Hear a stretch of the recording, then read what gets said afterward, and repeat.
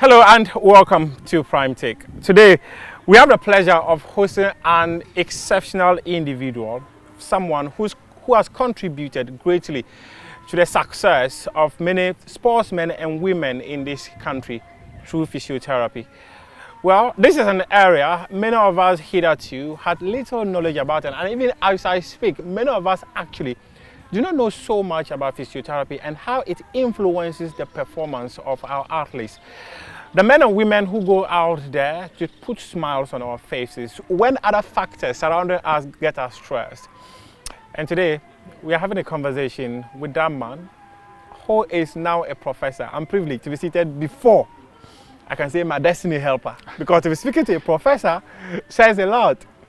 Dr. Jonathan QUARTEY, now Professor Jonathan QUARTEY. He is my guest here on Prime Take Talk. Or should I say Prof? Thank you very much. Should I say Prof or Doc? Anyone is fine. By university standards, it's Prof. Prof. Yes, please. Thank you very much I'm for your an time. associate professor of physiotherapy at University of Ghana. Wow. Yeah. This journey, how did it get to this point, Doc? Oh, what a way to start. It's been a very long journey, actually. And, well, like you probably also said a while ago, there were destiny helpers somewhere along the line. I started way back in 1992 when I entered medical laboratory technology. I completed in 1994 and worked in the Department of Microbiology in Collywood Hospital for a couple of years. And I got opportunity to go to school, to go and study physiotherapy in the Netherlands. So that's how come I entered physiotherapy. But hitherto, I didn't know much about physiotherapy then, but I think the interest more was probably to go back to school, get an opportunity and to go to school outside the country. So whilst I was searching, this opportunity dropped. I took advantage of it, and like we normally say, the rest is history. The rest is history. At what point did you begin to fall in love with physiotherapy? I fell in love with physiotherapy when I started training as a physiotherapist. Because like I said, the truth of the matter is, because I really wanted to go to school, I'd done med lab, and I was looking for an opportunity to go back to school out there. They didn't really show up the way they were supposed to, until this one, which was probably very divine, dropped, and I took advantage of it. So when I started training as a physiotherapist, I found that it was a very exciting profession, really. And I have done almost everything physiotherapy, I mean, up until now anyway. So let me say I started liking or loving physiotherapy when I started training as a physiotherapist, but not before. I didn't know much about physiotherapy at the time, because to be honest. As I mentioned, many of us knew nothing. I didn't know much about physiotherapy at the time that I wanted to go into physiotherapy. I really wanted to travel to go to school, and that was the strongest motivation. And going to the school, what was the focus? Well, the focus at the time, again, was physiotherapy. But if an opportunity in medical laboratory technology had, showed up, I'm sure I would have followed that line. But the opportunity to travel to go to school came in physiotherapy. So that's how come I actually went into physiotherapy. And why sports physiotherapy? Well, that's actually a very interesting question. And I was telling my students one day, I love sports. And I did a lot of sports when I was in school. Unfortunately, I was not the best sportsman. I've done high jump. I did 100 meters. I did 200 meters. I thought I was a fast runner, but there were people who were running, who were shorter and smaller than me, who were running faster than me. You know, people were jumping higher than I was. But one thing they couldn't take away from me was soccer. So in soccer, that I excelled. At least I played football throughout my school life whilst I was in Ghana. So I think that because I probably was not a very best sportsman and I didn't get the opportunity to break through into sports, when I finished my undergraduate training in physiotherapy, I found sports an avenue where I think I would really love and thrive. And to the glory of God, I've done a lot in the area of sports physiotherapy in Ghana and even beyond. So I'm actually very happy that I chose it, because there are other branches within physiotherapy that are available for selection. Yeah. However, I chose sports, and probably because I didn't do too well in sports back then. I mean, you were hungry to succeed in this yeah, area. So at least I've compensated by, doing well in the area of sports physiotherapy. And okay, so let me ask this question this way. I wanted to take us back to your early days, but the conversation has had a certain trajectory. Normally on Prime Tape, we don't take that trajectory, but I'm just going to stick there. One thing I want to understand, what exactly do physiotherapists, what do they do? Okay, so physiotherapy is an exciting healthcare profession that has to do with essentially movement and generally lifestyle. Yeah. Okay, so when people have medical conditions, they have injuries, or they have challenges which are more physical, Yeah. I mean, the physiotherapist is one who comes in to make sure that they can get themselves moving appropriately. So physiotherapy has got to do with a lot of movement. So we treat patients or clients from age 0 to the oldest person. And as you may be aware, you know a lot about sports. So when athletes get injured, you know that, okay, they have to go through some rehabilitation to get back. Yeah. But when people suffer conditions such as stroke, or people get injuries such as traumatic road traffic accidents, and their muscles and bones are affected, or the nervous system is affected, movement is limited in one way or the other. And this movement will gradually come back based on the knowledge and training that physiotherapists have to get people to move. Of course, it depends on the extent of damage as well. Sometimes we are not able to get the person to move as we would wish. However, it is important to make sure that such patients are not left lying down, and they can develop all sorts of problems, including pressure sores, breathing difficulties. So there are things we'll do for some of these clients to make sure that they are in good shape, even though they are probably unable to move. There are sometimes we often have many misconceptions about what physiotherapy is all about, right? Maybe there might be someone out there who believes that, if I get injured, I'll just go and see the local herbsman to just stretch my legs and I'll be fine again. Well, I think you have actually described it very correctly. It's probably a good description as misconception. The body has its ways as far as movement is concerned.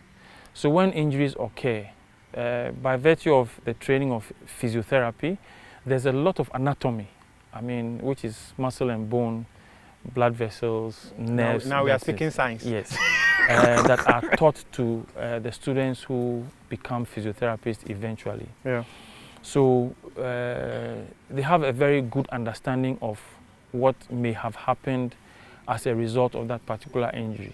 And let's not also forget that it's possible that the client or patient we are talking about would have gone through a physician who probably would have also had his own assessment and would have done some other tests, which could be helpful in the treatment that the physiotherapist is eventually going to offer the patient.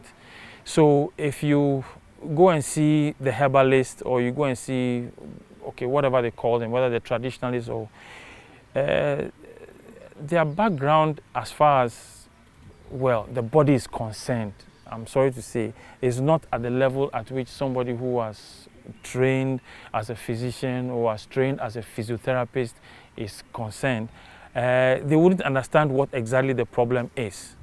Of course, some of the things they have done in the past seems to work, but then those who believe in those things eventually come to us sometimes, and we give them finality to whatever their conditions may be. It's also possible that what may have developed would not yield the needed results that is expected. It's a human body. Yeah. Certain things may have gone wrong, or certain structures may have been damaged, and it may not allow full recovery as the case may be.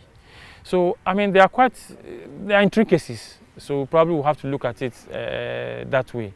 So misconception, I think I do agree with you, but I think that if I look at where we are now, and with this opportunity you're also giving me, which I think a lot of physiotherapists will be excited about, I think that there's a lot of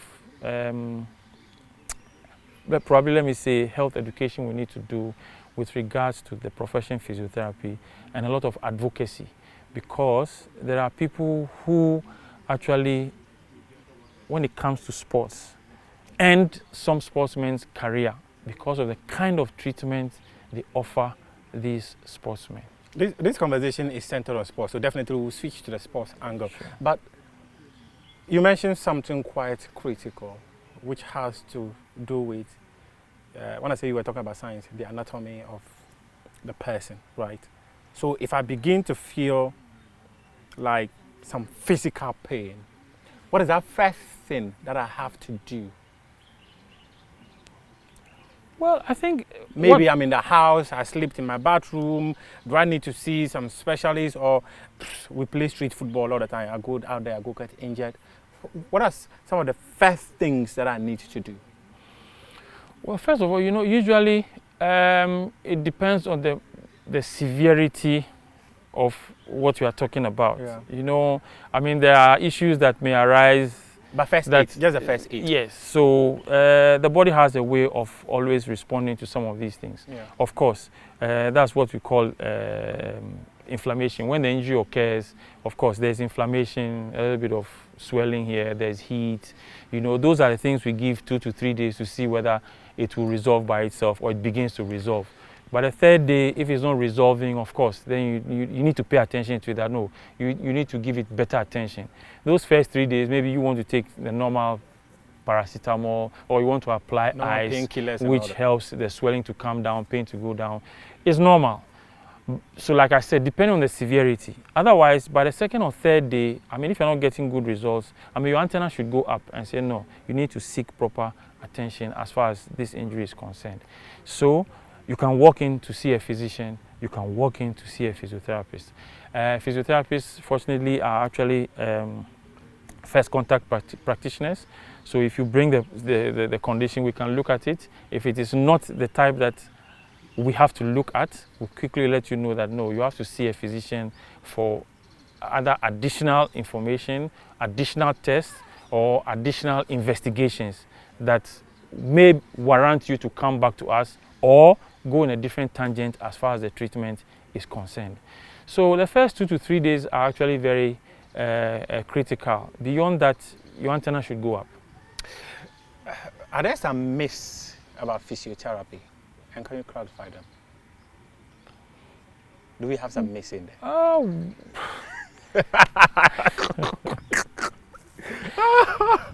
I don't think there's a myth around physiotherapy like that, because it's actually a healthcare profession. Okay. But what I would rather want to think is that it is the patients or the populace who probably have a certain perception which probably can be a myth in their eyes. Then it takes that back to the misconception. As far as physiotherapy is concerned, yes. Because, well, before now, you hear people saying that, oh, especially people who have suffered cardiovascular accidents, which you call stroke, so, oh, he's going for massage. Oh, he's going for massage. But when a stroke patient comes to physiotherapy, we are not massaging, I mean, the patient. There's a lot of neurological things that have gone wrong that physios have actually learned that they will use to offer treatment to get the patients to be able to achieve a certain level of independence, depending on the extent of injury that may have occurred as a result of the stroke. So stroke, people say, oh, he's going for massage. Oh, she's going for massage. But a stroke patient goes for physiotherapy, it's not about massage. What do you do? There's a lot we do. I mean, you have to understand how the body's mechanism works when the neurological pathway is affected. Is a neurological pathway that is affected when you get a cardiovascular accident, which is called a stroke. So understanding that aspect of it will influence what you want to do to the weak part of the body, either left or right, upper and lower, depending on what may have the extent of injury, that would actually go into the treatment. Okay. So that is for us. That's what we do in the clinic. But That's it's based on the knowledge that we have as far as the science is concerned. And when it's stroke, it's more of a neurological problem. So the treatment is more of a neuro type of rehabilitation. Doc, we are not talking medical stuff, but I need to ask this question because my viewers out there will be quite disappointed if I do not ask this question. So when you begin to sense this in an individual, maybe a stroke, is there first aid that you can do before you get the person to a physiotherapist? Well, I think there are signs, and these are some of the things we see a lot on social media. They will tell you that, oh, I mean, if you feel this, or you perceive certain things. I mean, they are quite categorical, and people who have actually specialized in the area of neuro will tell you. But of course, naturally, it happens most of the time to people who have issues with blood pressure. Okay, so you should be aware. I mean, you should be very conscious of how often you are checking your blood pressure. If the blood pressures are high, quickly you must inform your physician that, oh, your blood pressures have actually gone abnormally high. Otherwise, if you are not looking, that is when it will arise. So there are different stories. You pass out, you feel weak in one area, but you will get signs. Okay, but if you are very smart about it, you have to call for the needed attention. But then the most important thing is if you have high blood pressure issues, you must be very careful and regular in checking the blood pressures from time to time. And it also impinges on the kind of things that you can do and you cannot do. I mean, so that it doesn't affect your blood pressure. Earlier, I asked a question about pain. Going out there to play football, I get injured. Yeah, I said going out there to play football, I get injured, and what should I do? Physiotherapists, how do you manage chronic pain? Okay, so because it is going to usher me into something. Chronic pain is pain we describe as pain that has lasted for a little over 12 weeks. Okay. Pain within the first 3, 4, 6 weeks could arise because of an injury or a musculoskeletal problem that one has. But if it persists for 12 weeks or more, then you would want to describe it as a chronic one. As chronic. Okay. So when pain arises and it is in the acute phase, maybe I just have to use this opportunity to also tell your viewers that when it's in the acute phase, the first option is not heat. Because in the acute phase, you have heat, you have swelling, you have redness. So naturally, you have to cool the place. That's why in sports we use a lot of ice. Oh, okay. So acute pain is usually handled with mostly cooling agents. And that's why you see the spray that people describe as magic spray. It's also a cooling agent. Oh, okay. It's much faster than the ice, depending on what the situation is on the field. Okay.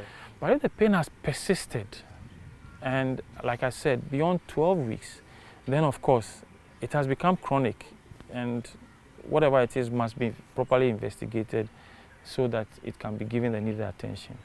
But of course, the body's reaction to certain things can also get into the situation where the pain becomes chronic. So with chronic pain, you are most likely to want to treat it with heat. So this is the big difference. So when the pain becomes chronic, you are most likely to want to treat it with heat. When you treat it with cold, you won't get the same results you get when it is acute. So a lot of chronic pain can be treated with heat.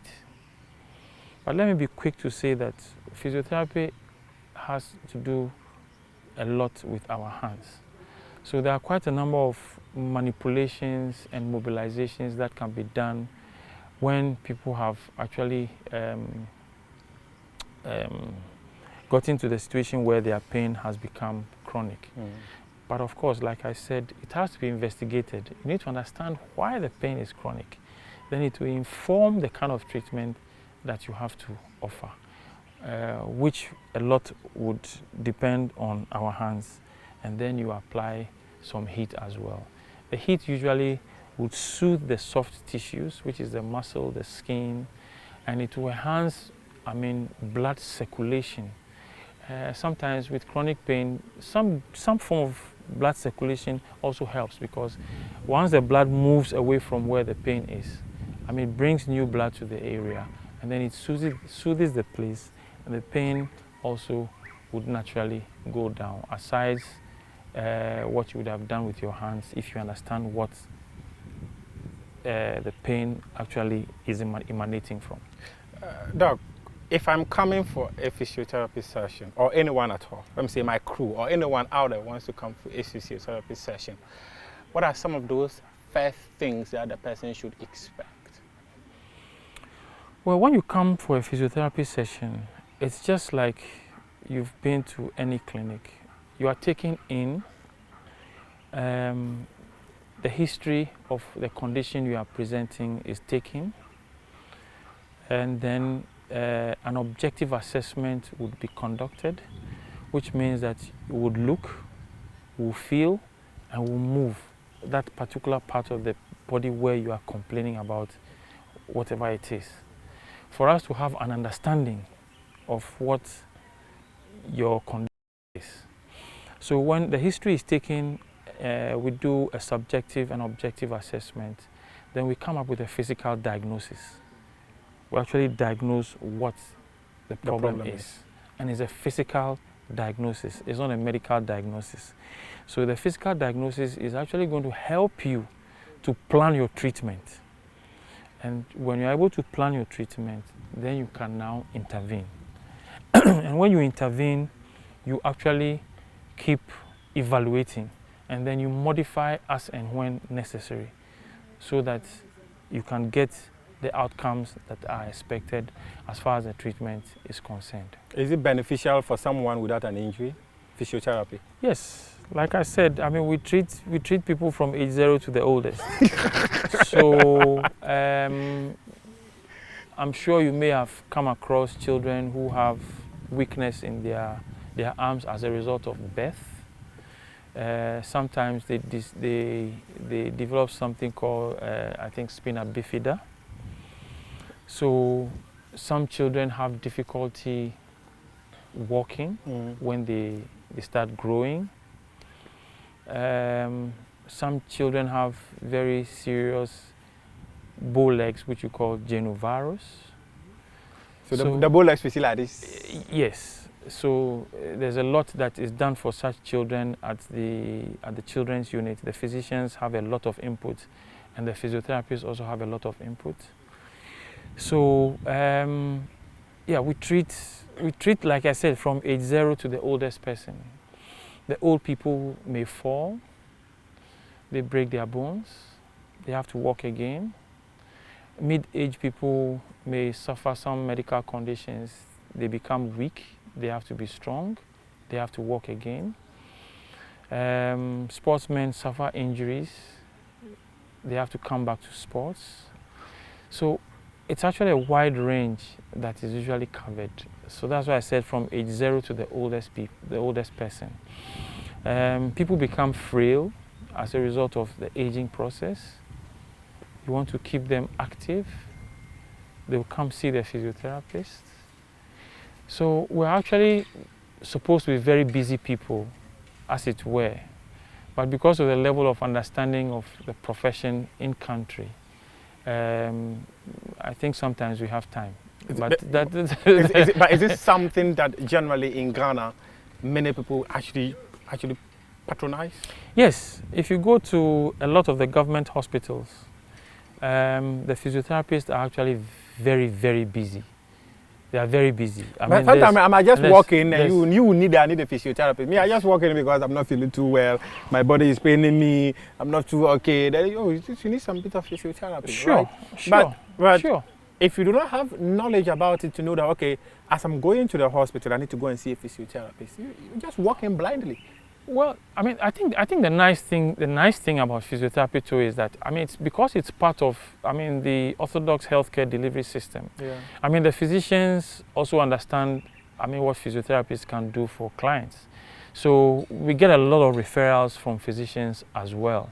Okay. So if, like I said earlier, your antenna is quite high and you're not too sure what it is, and you even walk into to see the physician, and I mean, he sees you, he knows that, oh, this one is a physiotherapy problem, he just asks you to go and see the physiotherapist. Okay. So if you are not very well informed about physiotherapy and you don't walk to the physiotherapist, once you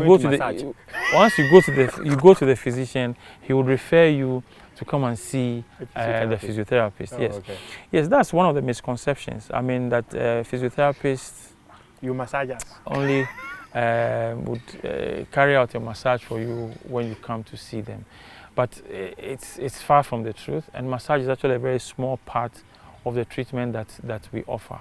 When it's necessary to massage certain parts of the body, we would massage, but the key or the thrust of the treatment is not on massage. It doesn't dwell on massage. There's a lot more we do, and like I said, a lot of what we do is with our hands. And let me also just be quick to say that we offer a lot of therapeutic exercises. So therapeutic exercises to build strength, therapeutic exercises to build endurance. So if it's a muscular problem, yes, strength and endurance. Cardiorespiratory comes in, that's the heart and the lungs. When people who are taken in at the cardio center, for instance, who have breathing challenges, who have heart-related problems, they will also benefit from physiotherapy. So in the hospital setting, for instance, physiotherapists visit almost every ward within the hospital. The physicians will call. They will call from obs and gynae. They will call from pediatrics. They will call from chest clinic. They will come from the fevers unit. They will call from the orthopedic unit. We are everywhere within the hospital setting. So, of course, I mean, if you've gone to the hospital setting and you need physiotherapy, you could be referred to go and see a private practitioner. But once you are in the hospital setting, almost every aspect of every branch within the hospital can benefit from physiotherapy. And the physicians know, and therefore they call for the physiotherapist. So in Kolebu, for instance, where I practice, and I've practiced a lot, I mean, almost every ward has a physiotherapist assigned to that particular ward, including burns. We go to the burns unit as well. Yes. So physiotherapy is actually once it has got to do with movement, I mean, you'll find a physiotherapist there. Wow. Doc, no, now Prof. No worries. We've mentioned the dogs. I know. But now let me bring you back home, right? Yes. To my specialty. I'm going to talk about your specialty in a bit. We've seen you rise to become a professor. But how did it all begin? What was your upbringing like? Upbringing. Well, I mean, normal upbringing that any child will go through. Your parents will insist that you have to go to school. So, I mean, I had to go through the schooling system.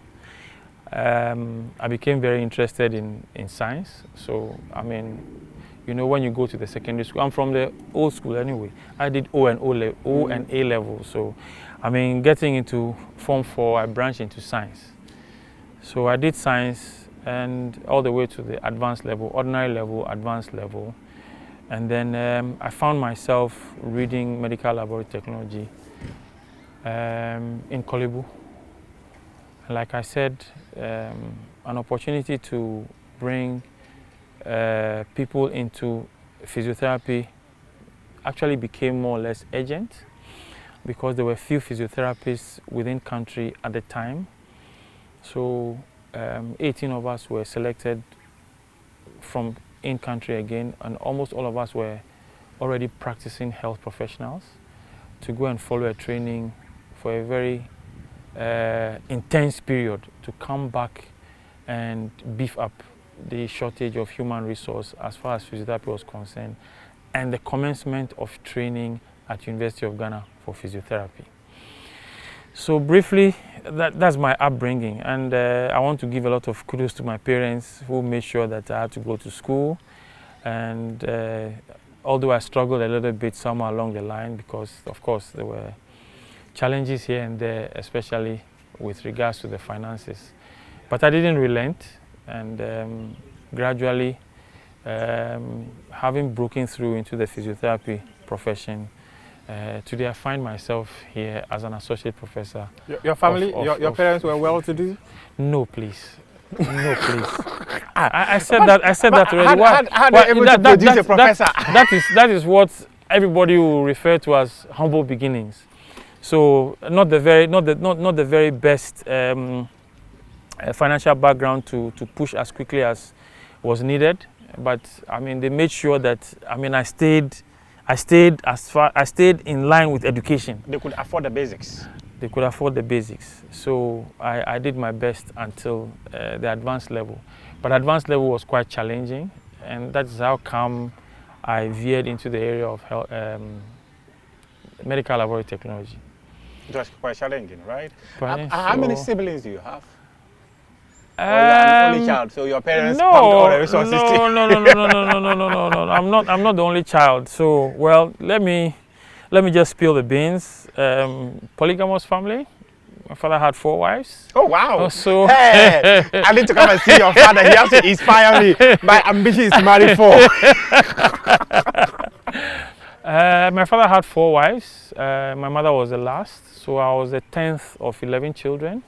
So, if I'm allowed to say, I'm an Abedipele or an Dedeayu, because I wear number 10. But we're actually a team of 11. So 4 wives, 4 children. 4 wives and 11 children. 11 children. Yes, 11 children. Your father know they produce. You know they produce, eh? My father had 3 and gave birth to over 20 of us. Eish. Yeah. So like I said, so humble beginnings. I struggled a little bit with my advanced level, and that's how come I veered into the area of laboratory technology. But I still stay focused. And then when the opportunity to go back to school and do physiotherapy came in, I actually put my leg on the accelerator, and I made sure I went through, did my master's, and maybe good opportunity to mention the names of some people, Professor Edwin Kwame Redu, who actually insisted that I should follow this program, which is called Health Professions Education. So I had to go back to school again to go and do another master's. So I did a master's in physiotherapy, did a master's in health education before I went to do a PhD in physiotherapy. So it's been a ladder that has actually been climbed over several years.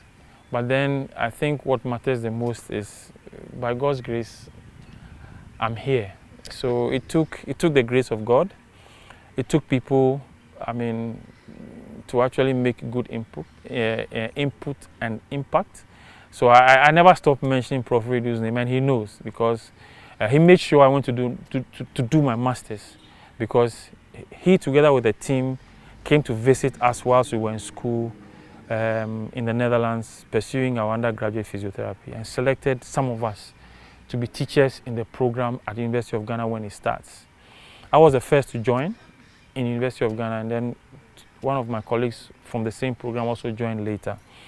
So I joined in 2006, and then in 2008 he made sure I went back to school again to go and do health professions education. Then I followed up with a PhD, and then I stayed within the academic ecosystem, and gradually I've risen to the position of an associate professor. He's your destiny helper. Yes, Professor Redu, yes. I always mention his name, and he knows. He knows. A man who has made so much impact in you. But he was the dean at the time of, for the School of Allied Health Sciences. Oh, okay. And he had a very big vision for the school. He wanted to make sure that almost all the allied health science programs, which included physiotherapy, were very well established in Ghana, so that we can have the needed human resource when it comes to allied health professions. So he started with dietetics, medical laboratory technology, physiotherapy, radiography, and I think speech and language technology, speech and language pathology. So he had a big vision to make sure that all these programs were going to run very well, so that we can have enough human resource, in country. So I was very fortunate to be one of the people that he had chosen to join the school at the time. So the school has actually produced quite a number of physiotherapists, both local and international. We've had quite a number of foreign students passing through our program at the University of Ghana. But with this your knowledge, maybe you should set up a private physiotherapy facility, or you did? Oh well, I think that challenges. Oh no, I'm more committed towards the teaching and learning, which is actually a kind of a passion. If I'm allowed to go back before I come for a little bit, I mean, so during those critical phases when there were a lot of challenges, one of the things I started doing was I used to go and teach maths and science in people's homes. I mean, just to get a little bit of coins for the pockets for me to be able to survive. So I think that I picked up the passion of teaching many years ago. And when I worked in the clinic shortly after I graduated from my first degree, I didn't stay too long in the clinic. I think I worked in the clinic for like a year and a half or two, and I joined academia. So the passion to teach has always been there. However, I have helped a number of people who have actually gone into private practice. I supervise, I help them in different ways to make sure that the practice can be set up and to grow. So there are a few practices in town that I'm actually associated with, but I'm not the owner. I mean, but I have a lot of input as far as the practice is concerned. So I think that I love my teaching and learning, and it has made me stay there. But I do help. So there are clinics who mention my name. Dr. QUARTEY actually played a role in yes, what we either have I help them to establish, I made it grow, or I see patients there and stuff like that. But I don't have a private practice of my own as we speak. This journey of physiotherapy took you to the top, right? Hey, I don't know whether I'm at the top or... Yes. I was at the World Cup with you. Is that a stage to work more than the World Cup? Okay. Well, it's the highest as far as sports is concerned. Yes. I mean, that is very true. So it took you to the top. Well, it's good to know. It's good to know. But I will now turn the conversation to dealing with sportsmen and women in terms of their physique, how you got them to recover and all that. But talk to me about that core to be the physiotherapist of the national team. Well, I think that is also a beautiful journey, if I'm allowed to say so. You are allowed, sir. Okay. I finished my specialty in the area of sports way back in 2006. And that's when I knew that, okay. 18 years ago. Yeah. Wow. Then I put in an application to the National Sports Authority. I think that time it used to be called National Sports Council. Yes. And then I put in an application to the Ghana Football Association. So it was not until 2010, again, good to mention somebody's name, is called Mr. Kofi Nsia. He was the General Secretary of the Ghana Football Association at the time. So it took Mr. Kofi Nsia to see my CV and had an opportunity to break through into football. Otherwise, between 2006 and 2010, I was still struggling. I mean, they didn't find use for me, if I'm allowed to say that. I mean, but I need to be blunt. I mean, National Sports Authority, my letter was there for 2 years, and they called me for an interview, which I describe as a Banana Republic type of interview. I'm sorry to say that. I mean, because I think they knew the people they wanted to work with already, and I was not one of them. But because my letter had been written, I wrote the letter 2006 when I graduated. They called me for an interview in 2008. I mean, that's the Ghana we live in. So I went for the interview. I was hoping that I'll get a call from them, but there was no call. And then Kofi Nsia chanced upon my CV. And he picked the phone and called me and said, "Oh, we need somebody like you at the Ghana Football Association. We don't need to interview you. Please come." So that's how I just got into football. No team was available. It was local Black Stars. So I was asked to do local Black Stars. So in 2010, I entered. So I did local Black Stars. Then I moved on to... You were in Congo for the 2009 no. CHAN tournament? Okay. No, I said 2010. 2010. 2010. Okay. So between 2006, when I completed my specialty, and 2010, I had no business with, I mean, any sports discipline. Discipline. Yeah. But fortunately, again, I was working with Feyenoord Football Academy. Wafa. Now Wafa. Yes. Okay. So when I graduated from physiotherapy in 2003, again, thanks to somebody called Dr. Kwesi Adomako. He also did sports medicine. I've heard of him. You've heard of him. Yeah. He did sports medicine in the UK when he came back. So we started with them at Feyenoord Academy at Gomafete. So when I came back from training, he was also very excited because I knew him when he was in medical school. He invited me. So I served Feyenoord Academy between 2003 and 2014 when they were at Gomafete. Yes, Yeah. but when they moved to Sugakope as Wafa, it became a bit difficult because of traffic, not the distance. Oh, okay. Yeah, so my relationship with them now is a bit distant. Oh, okay. But again, I played a very significant role for them. I made sure they got physios.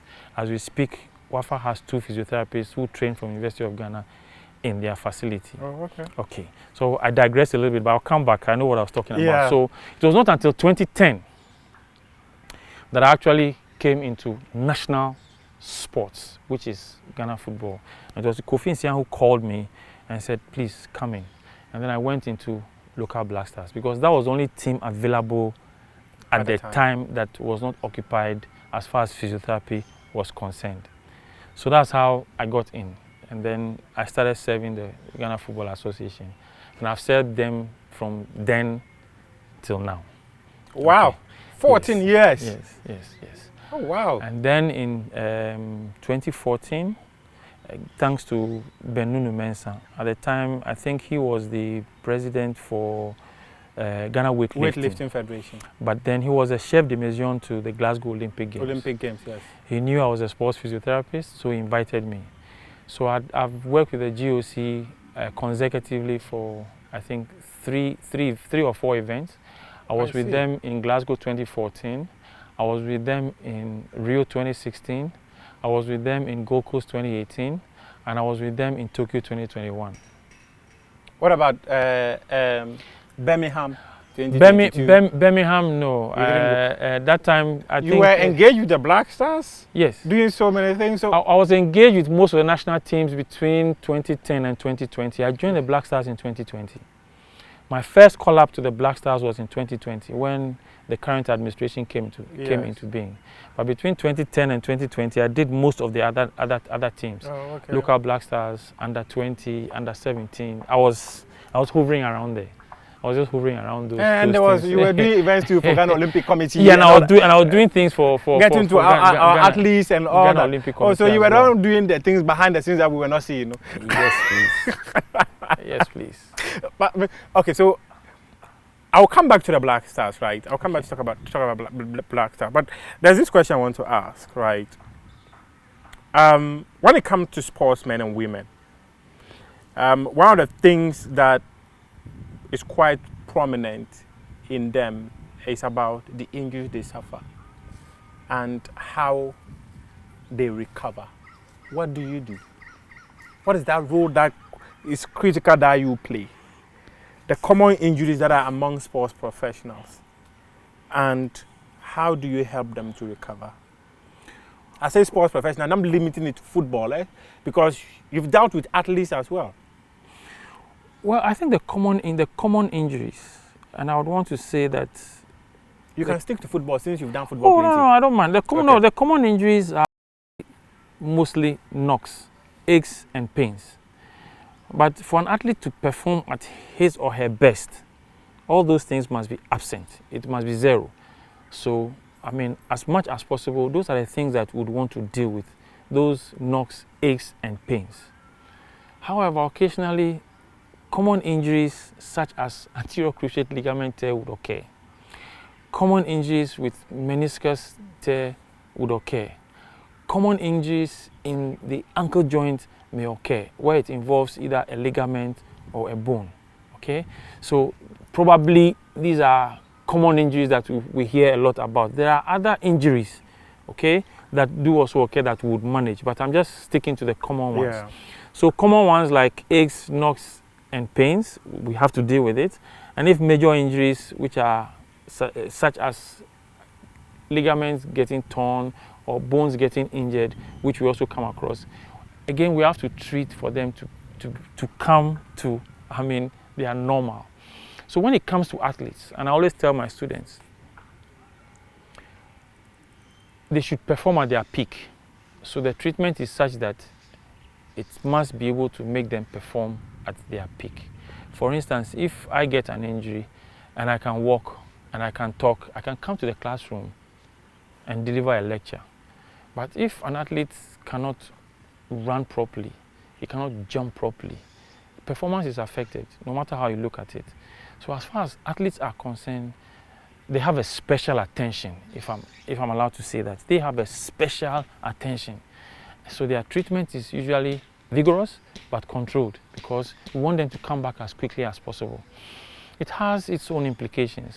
Of course, once they're not performing, they are losing revenue. I mean, because their compensation is based on their performance. So with injuries of such nature that take them out, for instance, tears of structures or breakages of certain structures, then they are out for a while. They spend a lot of time with the physiotherapist. So they have to work over a speculated period, again in conjunction with the physician who is seeing, either an orthopedic physician or a surgeon, depending on what the condition was. But there's that very good collaboration to make sure that the expected end, I mean, is actually got into, so that the player can go back. So that is a lot of behind the scenes work that we do. Okay, and like I said, therapeutic exercise, hands-on mobilization, manipulation, a lot of things, plus other equipment that we use. But it's actually a lot of work, and it's a very gradual process, because the body is going to respond according to the physiology that the person has. But we make sure that it is facilitated and the person will get back to his or her peak, as the case may be. So at a certain point, we have to leave the four walls of the clinic. That is, if it's an injury that's taking you out of action, we have to leave the four walls of the clinic and now start doing specific sport-related drills to be sure that what we have done is good enough for him to transition into the sport proper. So now there's actually a phase. Now we are at the conversation. There's actually a phase within which the treatment occurs. So it's not just okay, we are done. Just go. No. There's a transition when it comes to the sporting aspect of the treatment itself. Again, when it comes to that point, then that transition moves to the coach. Okay, this is where we are now. This is what we think you should try. This is how much we think he or she should put in. Can do. Yes. So having said that, sorry, but every now and then I have to go back. It takes me to some situations, and they are quite prominent, but I'll prefer not to mention the names. So based on what I've just said, you discuss such things with the coach, and when you are gone, so I don't mind him, he doesn't know what he's talking about. Then the worst happens. So at least I can mention one or two. No, I will not mention. Athletes in Ghana whose career have ended as a result of such a situation. Okay, and I speak very passionately about this, that sports has a very short lifespan for every athlete. So as much as we can protect any athlete, we must protect the athlete so that he can get to his peak before he or she retires. We, as the ones who treat, we, as the ones who take care of, as coaches, should not cut short the careers of our athletes. For me, it's a very significant thing. So if you're not sure, if you're not aware, ask. I'm sorry I digress, but these are things these are things that have happened. You are still in line. These are things that have happened in this country because I know, I have seen. Then the other thing too is that our athletes themselves sometimes do not appreciate what it takes to be at his or her peak. Sometimes they think that, oh, I think it's okay, I think I can go in. You only go and you aggravate it. You come back, you spend a longer time than you would have spent to go back. So these are small dynamics that actually play very significant roles. And permit me to say that when, I mean, our foreign players come in, you get the inkling that they understand some of these things. If they are asked to wait, they wait. If they are told how long it takes, they understand.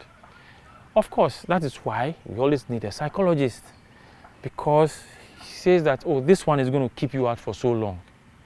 The psychologist's impact is very important to be able to manage that waiting period.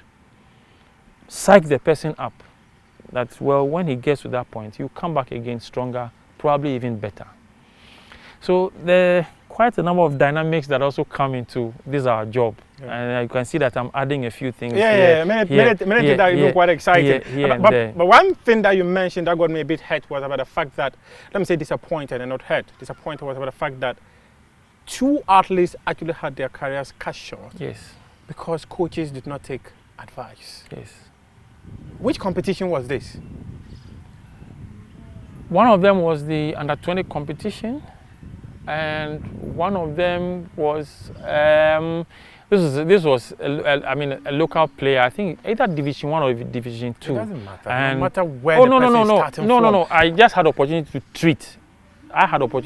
So this advice was given, and then when he went back, I mean, if I can remember, ECG used to have a team. Power FC? Power FC. The player was from Power FC. Yeah, so I just had opportunity to treat the player as a physiotherapist then. So he was sent to me. So the career was cut short. But of course, sometimes there is good news and bad news. But so clearly, let me just say this one. Yes. When we were about to go into the World Cup for the first time in 2006, there was a footballer I was also seeing who was equally good, and he got a national call-up. Just before the penultimate match, I think we played against Cape Verde or something. Verde went and beat them 4-0. Exactly. So I and the physician saw the player and said, look, coach, don't allow them to call this your player. He's good enough to go to the World Cup. The injury, as it were, could be aggravated if he's called to camp. So let's rather keep him. The coach likes him anyway. Let's rather keep him. Let's get him better. So that because that match was not significant anyway. It was not we had qualified we had already. Qualified. That victory against Uganda at Bawayara secured the qualification. The coach of that athlete, that footballer didn't listen. That was the last match. He allowed him to go, and he got a major injury during training. He didn't go to the World Cup in 2006. But like I said, the good news is that surgery was done. He came back, came strong, played for the local league, and eventually got a national call-up again. But these are some of the things. It was again. But this one, I think this one you can mention. No. Because it's past and gone, and the person was able to recover. Yeah, he recovered. Yes. For the person to be able to recover. So I think any local player watching out there, we just pick a phone and call him and ask him, how did you do it? I heard Dr. QUARTEY mention this about you. How did you do it? How were you able to recover? Oh, well, I mean, he went through a lot of physiotherapy after the surgery was done. Definitely. Fortunately, and the psychological aspect of it too, he will be able to tell. Yeah, fortunately, surgery was done. Very good surgery was done for him, and he was sent back to me after the surgery was done. And we went through rehabilitation for I think 4 months, and then he eventually got a local team to start playing with again before he broke through and eventually went out. So I'm sorry that I had to bring some of these things in, but because it's actually the conversation because you have viewers, and if people really, I mean, love sports, I think these are some of the things they should listen to. Yeah, sure.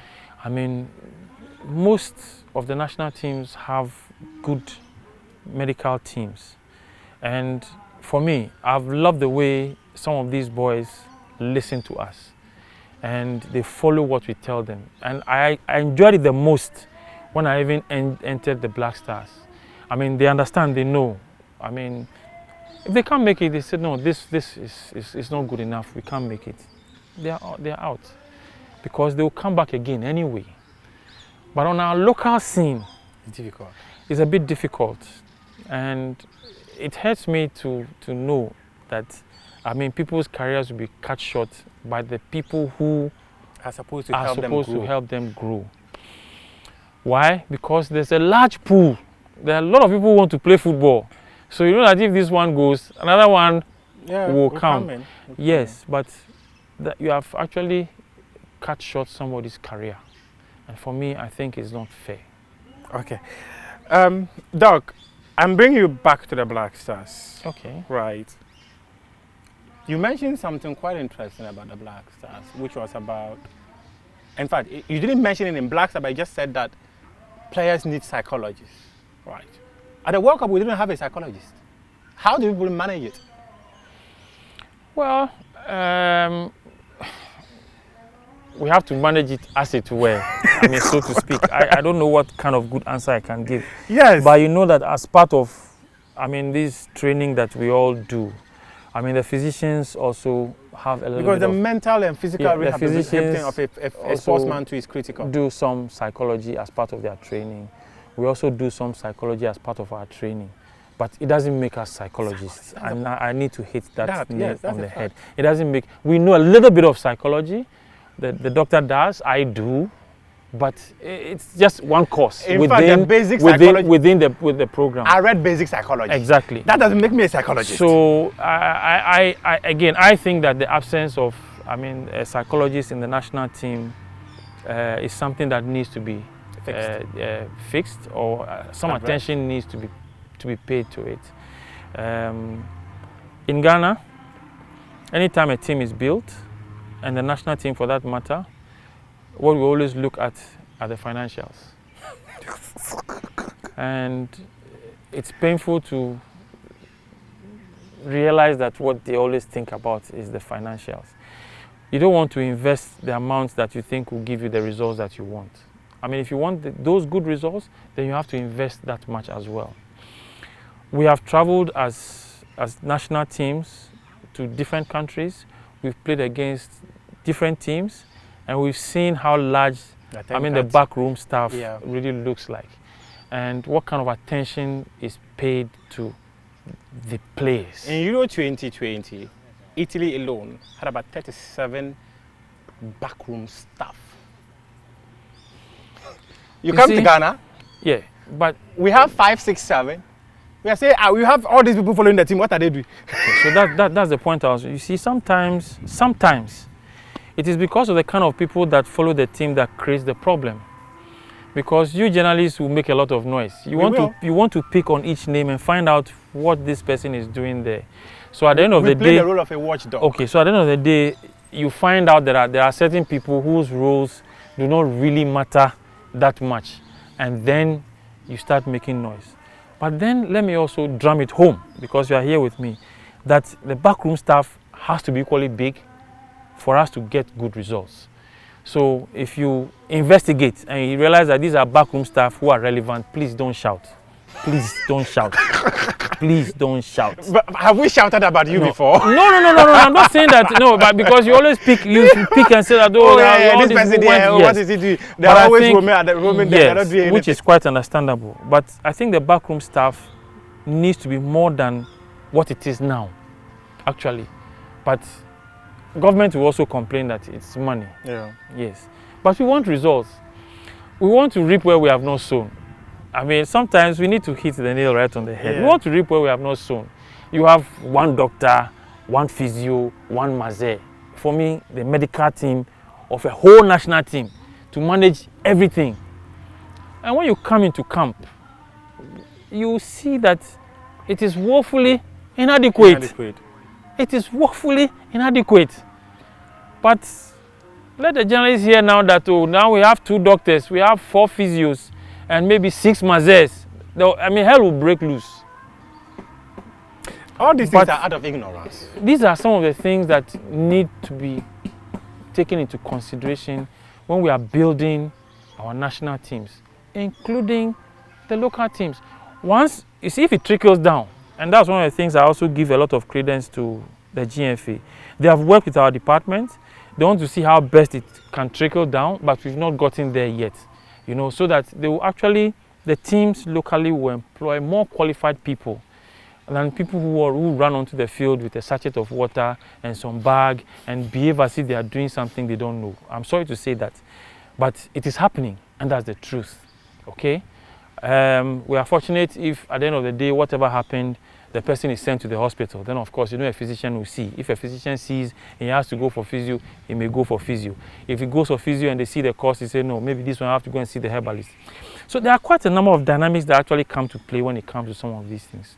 So please, I'm probably providing an opportunity for you to speak to the sportsmen and women and to speak about health when it comes to sports in this country.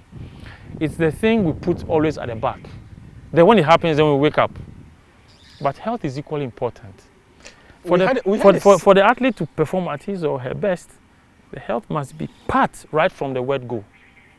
We had a similar thing at the World Championships in Budapest, where one of our athletes... I heard about that. So that's how come when they were going to Bahamas, they went along with me. So I went with them to Bahamas.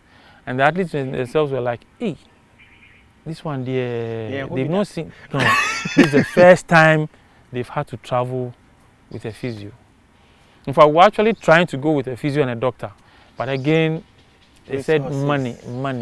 So at least we went. But what I do know with all certainty was that the Minister of Youth and Sports had asked Ghana Athletics to ensure that they have a psychologist, they have a team doctor, they have a physio, even nutritionist. All these things were demanded. But maybe when you go and put them together and they realize that the budget is like they will tell us scanning there. We don't have. I mean, the athletes themselves, they said, hey, this is the first time because of what happened in Budapest.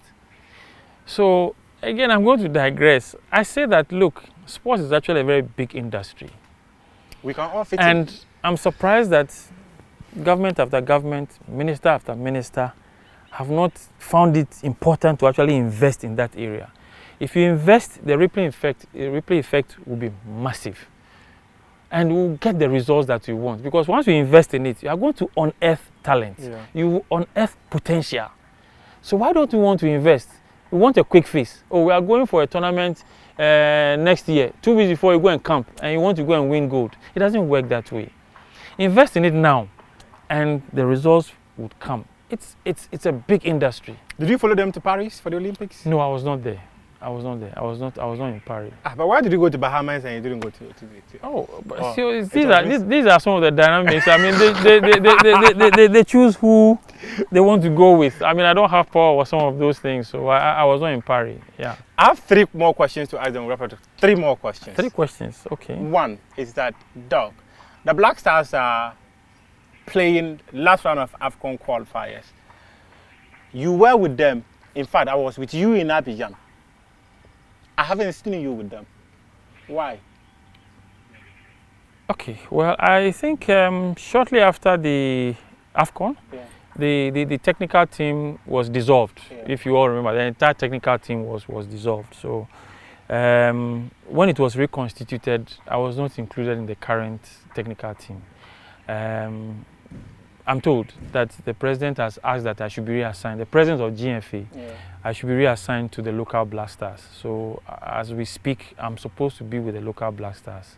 But why are you moving from Black Stars to local Black Stars? Any reasons given? Anyway, no reason was given to me, so, and I cannot explain. So probably you didn't do a good job at the Black Stars Award. I think that would best be answered by whoever said I should be redeployed. I don't know. I mean, maybe there was a reshuffle or they needed to do something. I don't know. But I was called and told that the president has directed that I should be. You were called verbally. You have not been given a letter reassigning you. No. I was called by somebody from the GFA that the president said I should be reassigned to the local Black Stars, and they wanted me to know because I think the list was going to be made available within that period. So I was called and informed. So currently I'm physiotherapist for the local Black Stars. But they've been camping. But I just need some further clarity. When you were going to the Black Stars, were you given an appointment letter? Well, in 2020, when I was appointed, I was given a letter. When we went into the World Cup, Chris Hutton and Otto Addo insisted, so we actually wrote and signed a formal contract with the GFA for that period. So, well, as far as I'm concerned, there's been some paperwork regarding my presence within the Black Stars. But I'm sure if you ask these questions to the people at the GFA, they'll give you better answers because I actually don't have answers. So if you ask me these questions, it will be a bit difficult for me to answer. What I know is that I was called and told that I've been reassigned to the local Black Stars. And from where you sit, did you do a very good job at the Black Stars? I'm confident that I did a good job. I mean, we got results that were necessary. I mean, there were some injuries that I could make reference to. There were some knocks, like I said, we have knocks, aches and pains. Then of course we have major injuries. So those knocks, aches and pains that came as a result of being in camp were well treated by the medical team, including me. I don't know maybe if I did something untoward that has not been mentioned. But like I said, I mean, I think the best person to give answers to this question should be the GF, the GFA. It's okay for you to sound political. I understand. I'm not being political. I don't have. No, I was called and told. So if I had all the reasons before me, I'm sure I'll make them known to you. To be very honest, but I don't. Doc, how do you combine your professorial job and working with the national teams? How do you combine that? For me, I think it's tough ask. Yeah. Oh well, it's tough sometimes, but I must confess that it actually gives me a good diversity as far as the work I do is concerned, because of my passion for teaching and learning. I mean, I realize that I stay in the classroom for so long. So when these national assignments come that takes you away from the classroom for a short while, it gives me a good break from what I do normally. So that is the part that actually excites me.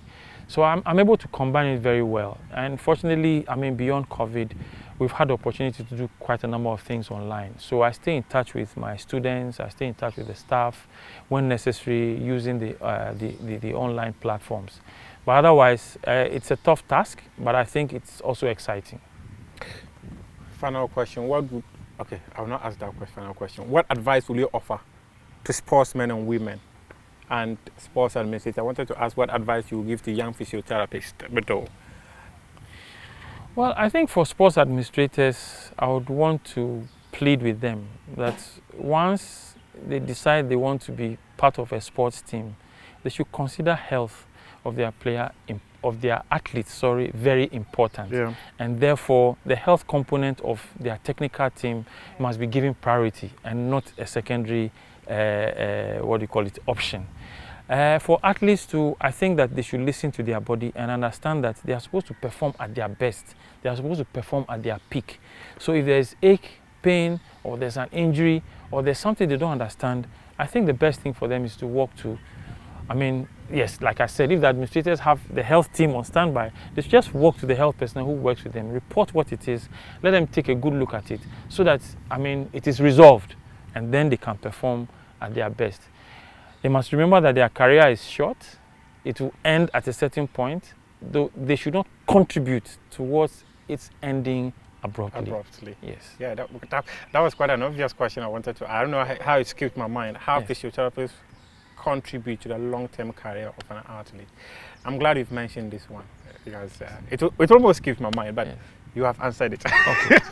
I'm in fact, you just did some donation to Shooting Stars. Yes. What is that special? What makes that?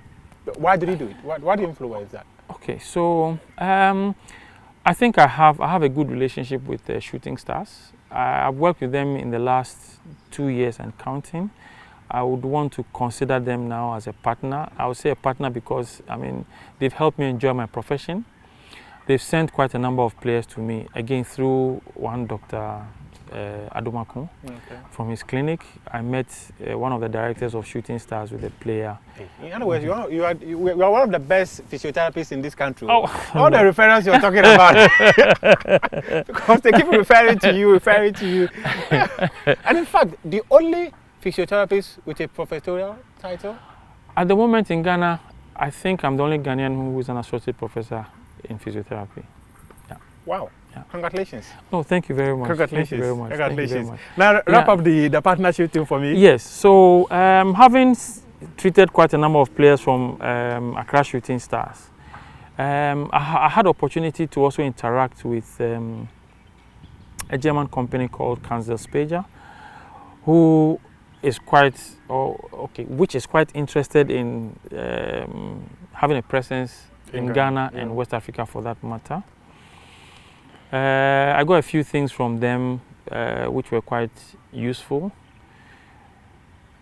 And I looked around, and having been a benefactor of Accra Shooting Stars in terms of my profession, they've given me an opportunity to treat a number of their players, including one of them who has just signed a contract in Austria. Okay. Yes. I felt that, well, it would be a nice payback to give them something because the director who I've dealt with, called Isaac Ansa, has actually listened a lot over the period that we have interacted. He has even agreed to appoint a physiotherapist to the team who starts work on 1st of December.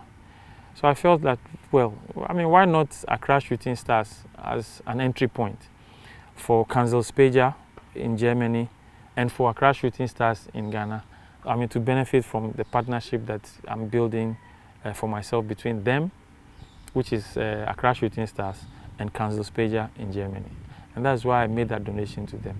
I'm actually very happy to make the donation because I've seen quite a number of their players, and I'm very happy about it because the results have been good. Isaac Ansa himself has been very happy, and he's quite confident about some of the things that I've actually told him, and has implemented a number of things that I've actually advised him about with regards to the team. I mean, I just feel that they should be the right people to benefit from such a donation, honestly. Kotoko is my club. Why do you need to go and give to Kotoko? Okay, Kotoko is a big club. Yes. Kotoko is somebody... I am Kotoko biased. Okay. Kotoko is a big club. Accra House of Folk is also a big club. Why are you mentioning House of Folk? No, oh, well, they are the traditional club. I know you say you are Kotoko. Kotoko is a traditional club. If you say that, we will finish you. You will finish me. Kotoko has been around for as long as I've known. Accra House of Folk has been around for as long as I've known. And they are the ones who should even be leading the way with some of the things I'm talking about. There's a player who came from Kotoko, again, that I've seen. At a certain point, the player told me that he thought that the people in his hometown were the ones worrying him. Again, he was diagnosed by one of these physicians in town. He was referred. We saw him. After, I think, 3-4 months, he got better. He played. He has won 2 league cups in this country. The player has won 2 league cups in this country. So why not? So Kotoko, you can't. So it's not the home witches. No, it was not. But when he said when he started the treatment, things started getting better. He said, at a point he thought the people at the home were disturbing him. So can you imagine? So these are some of the things we have to contend with. It's a big challenge. Yeah. It's actually a very big challenge. And then the spiritual angle too, Charlie, is tough. Doc, thank you very much. Thank you very much. Thank you. I'm very grateful. So, thanks so much for hosting me. Dr. Jonathan QUARTEY, now Professor Jonathan QUARTEY, my guest on Prime Take. We appreciate your company.